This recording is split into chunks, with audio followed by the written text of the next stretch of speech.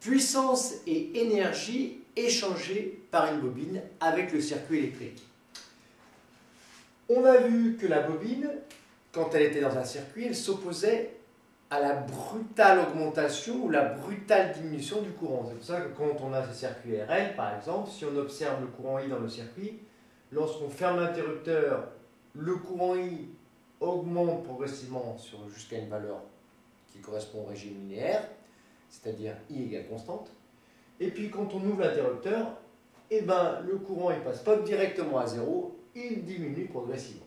Donc la bobine, elle s'oppose à toute variation brutale du courant. C'est pour ça que eh bien, la bobine, elle va être continue. L'intensité du courant dans la bobine va être continue.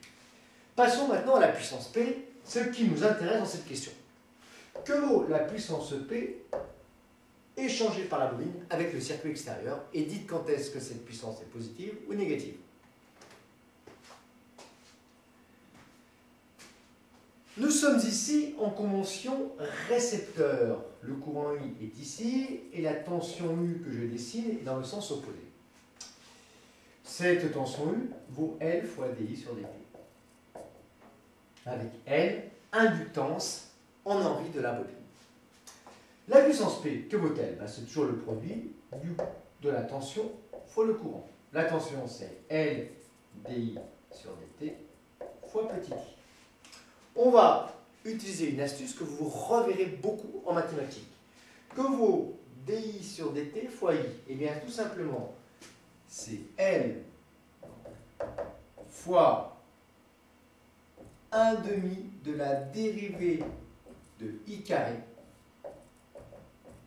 par rapport au temps. Pourquoi ceci? Eh bien, si on fait 1 demi de la dérivée de i carré par rapport au temps, on retrouve quoi? L fois 1 demi fois la dérivée de i carré par rapport à i fois la dérivée de i par rapport au temps. Dérivée de i carré, ça me donne quoi par rapport à i? Eh bien, L fois 1 demi fois 2i fois d de i sur dt. Et nous retrouvons bien L fois I fois D de I sur dt. L fois I fois D de I sur dt. Voilà la puissance P. Donc la puissance P, elle est égale à 1 demi de L fois la dérivée de I carré par rapport au temps. Quand est-ce que cette puissance P est positive? Eh bien, quand la dérivée de I carré par rapport à temps est positive. Autrement dit, que I au carré fait quoi? Eh bien, I au carré augmente. Pourquoi? Vous savez que la dérivée de I carré par rapport au temps, c'est quoi? C'est I carré à l'instant 2 moins I carré à l'instant 1, petite variation de I carré, sur une petite variation de temps, T2 moins T1. T2 moins T1, c'est positif. Donc, si la dérivée de I carré par rapport au temps est positive, qu'est-ce que ça implique? Ben, ça implique que cette variation est positive. Autrement dit, que I carré à l'instant 2 est plus grand que I carré à l'instant 1.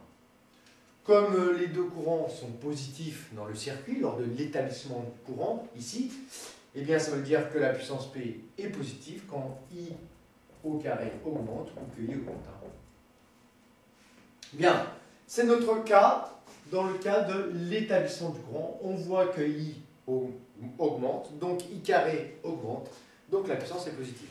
Bien entendu, si le courant I diminue, à ce moment-là, nous aurons cette variation de I carré qui sera négative.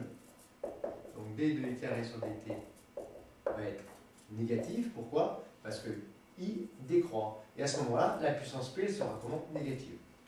Qu'est-ce que ça signifie que la puissance P est positive? Eh bien, ça veut dire que cette bobine, elle reçoit de la puissance, ici, de la source de tension.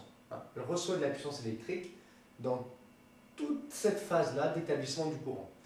Et quand est-ce que la puissance est négative? Eh bien, dans la rupture du courant, à ce moment-là, qu'est-ce que fait la bobine? Elle fournit de la puissance au milieu extérieur. Elle empêche le courant de diminuer trop brutalement.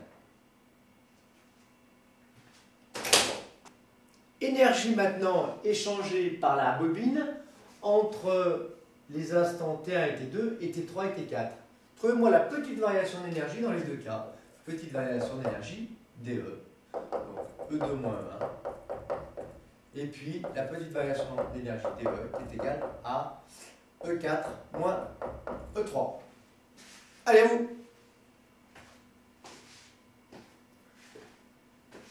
Bien, comme pour le condensateur vu précédemment, nous savons que nous payons à l'EDF une énergie qui est dans quelle unité? En kilowattheure. 1 kWh, ça fait à peu près entre 10 et 15 centimes d'euros. Voilà pour information. Des kilowattheures, donc l'énergie c'est quoi? C'est tout simplement le produit d'une puissance, en kilowatts, fois un temps, en heure. Autrement dit, la petite variation d'énergie, DE, c'est égal à la puissance fois la petite variation de temps, dt. On va remplacer la puissance par son expression. Ça nous donne donc 1 demi de L fois la dérivée de I carré par rapport au temps fois une petite variation de temps. Autrement dit, la petite variation d'énergie est égale à 1 demi de L fois la petite variation de I carré. Dans notre premier cas, eh ben, c'est I carré à l'instant 2 moins I carré à l'instant 1. Cette variation d'énergie est à quel signe? Eh bien, I2 est plus grand que I1. En effet, le courant I augmente. Donc, lorsque le courant I augmente dans la bobine, la variation d'énergie est positive. Ça veut dire que la bobine reçoit de l'énergie de la part du générateur. Dans le cas maintenant où le courant I diminue, c'est le cas de la rupture du courant dans le circuit, qu'est-ce qui se passe? Eh bien, DE, c'est égal à 1 demi de L fois, attention les parenthèses, et I carré 4 moins I carré 3. Cette variation d'énergie est négative car I carré 4 est plus petit que I carré 3, hein, puisque I4 est plus petit que I3. Donc, qu'est-ce qui se passe au cours de la rupture du courant?